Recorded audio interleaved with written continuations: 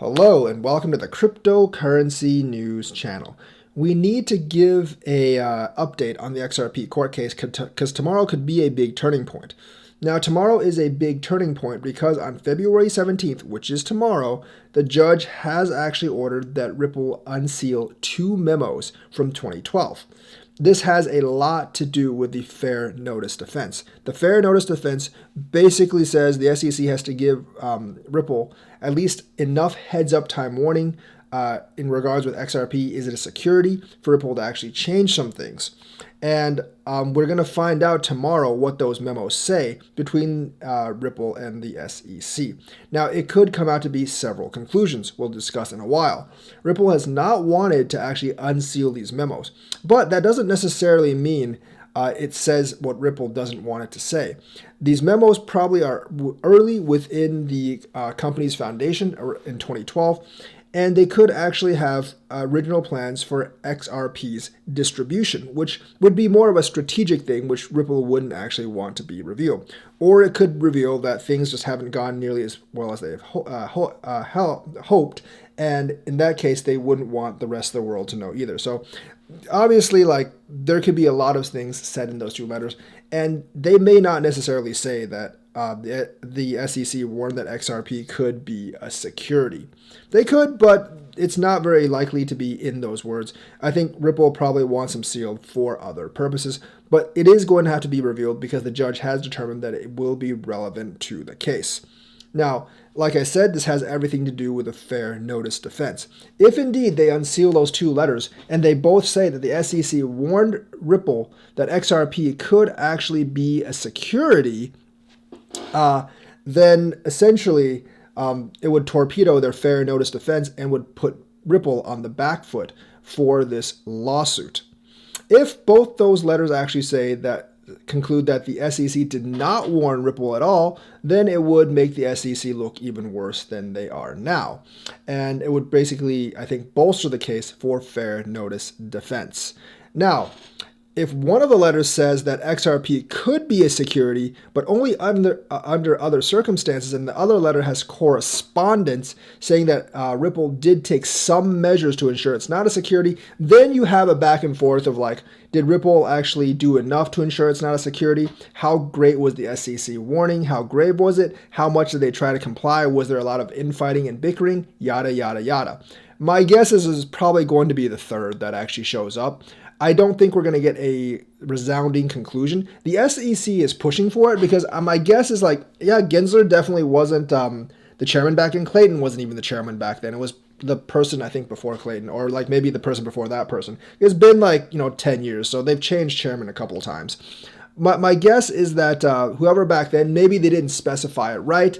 I don't know how much of a threat it was back then. Ripple was kind of a new company. They didn't really know if it was going to get so big or not.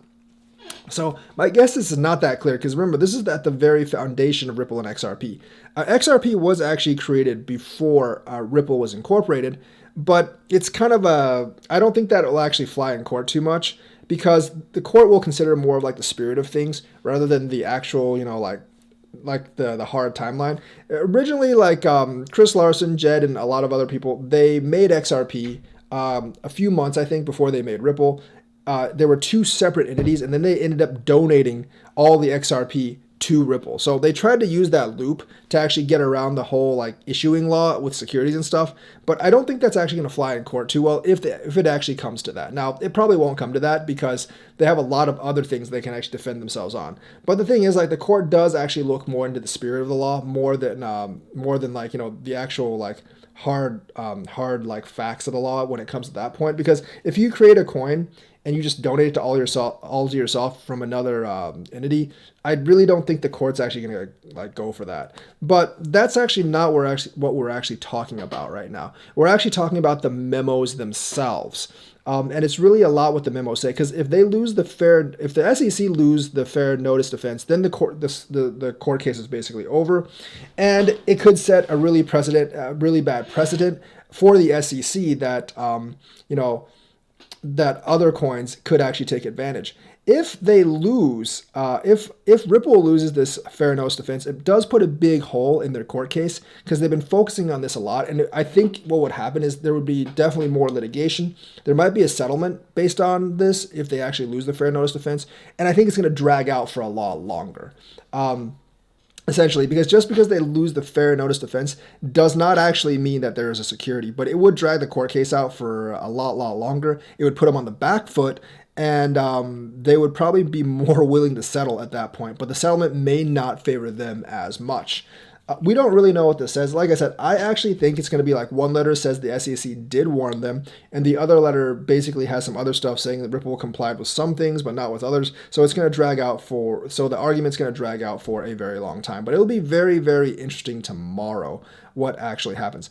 I believe the SEC does have people that have actually worked at the organization back then, and they themselves know that there's something in there that the SEC did actually probably warn Ripple, but it wasn't as stern of a warning as they're actually making it out to be, and it wasn't quite as concrete as they're making it out to be. So we'll see what happens tomorrow, but my guess is like it's still going to be kind of neutral tomorrow. I don't think it's going to be one of the two extremes. It's going to be kind of neutral, and the court case will probably drag on longer because of that. I don't see the court case, I think, resolving until next year at this point, unless it's like a shocker that the SEC didn't warn Ripple at all, and the fair notice defense comes into effect, and then we can get a resolution really fast. But my guess is it's going to be kind of in the middle. They're going to debate on it. They're going to ask for extensions, and I think like maybe early next year is probably maybe the first real timeline you can actually see for the resolution of this case. I know Jeremy Hogan said like September of this year, but the SEC's basically gotten every single extension so far, and if this actually drags out even further, I can definitely see it dragging out into next year, maybe even like mid or late next year, because these kind of like government cases, they tend to drag out for a long time. The government can play the waiting game because they have plenty of lawyers on their side, and it's costing the other side money to do so. So dragging it out actually kind of favors them, despite what the SEC says. They use this tactic I think all the time essentially. And we'll see what those memos actually say. But my guess is this is going to drag the court case out even further. And my guess is like 2023, maybe early 2023 is the first real hopeful date you actually have for settling this case or ending this case. So that's the news for today. Let me know what you think. Like and subscribe and hit that bell notifications button. Thank you and have a nice day.